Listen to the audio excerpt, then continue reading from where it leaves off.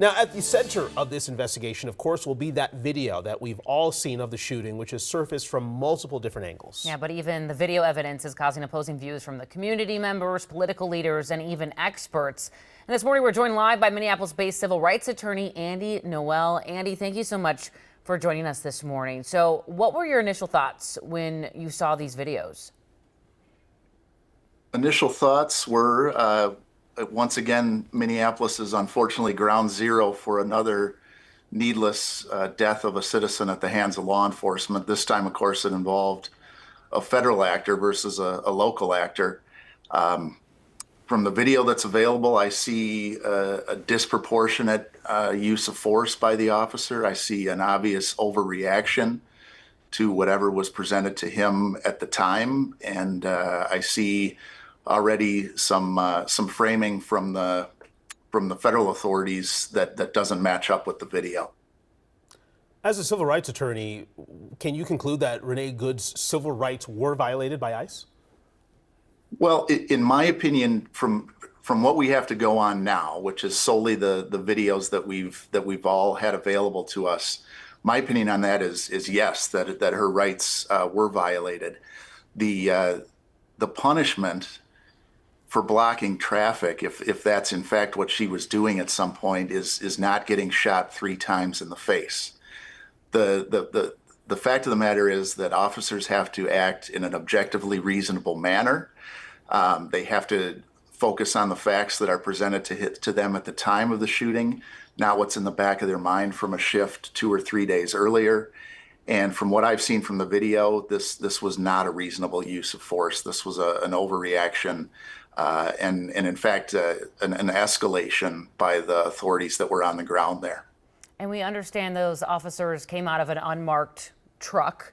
And we do know that they likely have body camera footage that we have yet to see. So they didn't have a warrant for her arrest. What is their what can they do? They approached her vehicle, started shouting at her, pulling on the handle. They didn't have a warrant to enter her car. So was that illegal on their behalf?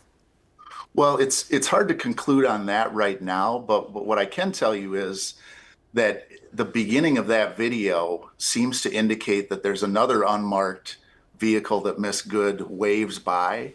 In other words, lets that vehicle drive by her vehicle and proceed on its way.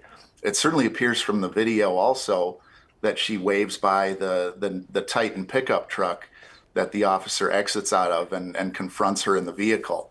So, I think if they're approaching her vehicle to make an arrest, the video doesn't really support that in my view, because the officer who approaches the driver's side of her vehicle has his hands out, his arms empty. He's not in a pose where he's expecting to confront some type of threat or to make an arrest of a dangerous suspect. My sense is, from watching the video, that he's approaching the vehicle because he was annoyed at what this individual was doing at some point prior to when the video starts. In terms of moving forward here, if the federal government goes through the investigation process and they decide not to file charges, can the state step in and file charges on their own? How does that work in terms of the filing of charges and the investigation roles here?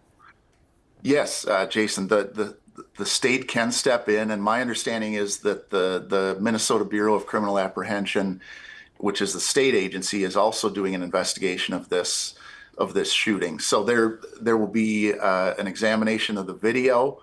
There will be attempts to talk to the officers who were at the scene and the shooter.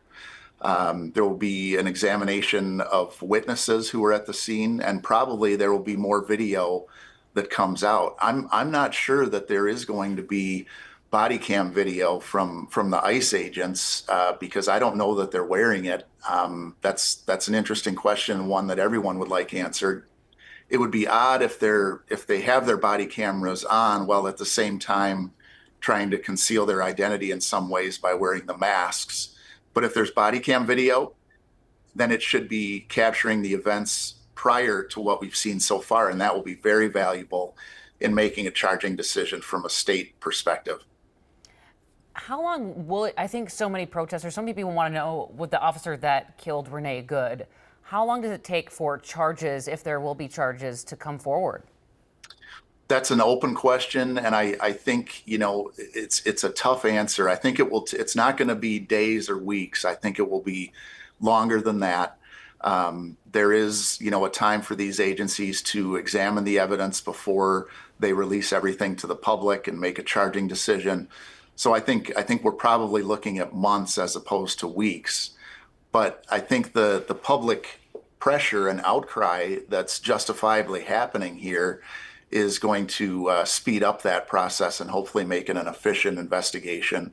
And hopefully the law enforcement officers who were at the scene and the shooter himself will cooperate with that investigation, just like they want citizens like you and I to cooperate with investigations when we're the target of a potential criminal charge.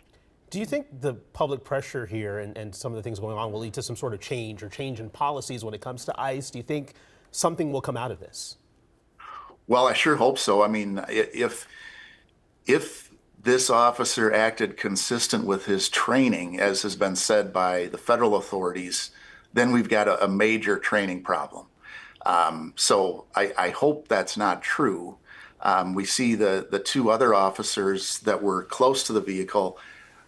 Neither one of those officers, in my view of the video, even draws their weapon, which would lead a reasonable observer to conclude that they're not being presented with a deadly threat.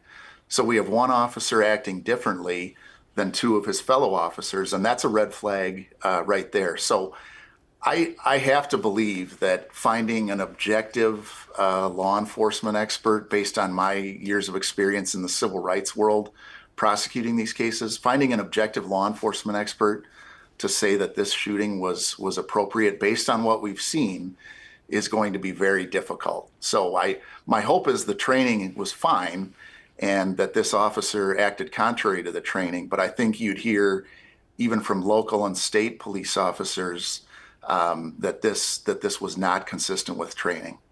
All right, this is far from over. So many things to still dissect with the videos and maybe other videos that might come to light. All right, Andy Noel, civil rights attorney based here in Minneapolis, thank you so much for your time and your expertise this morning. We really appreciate it. Thank you.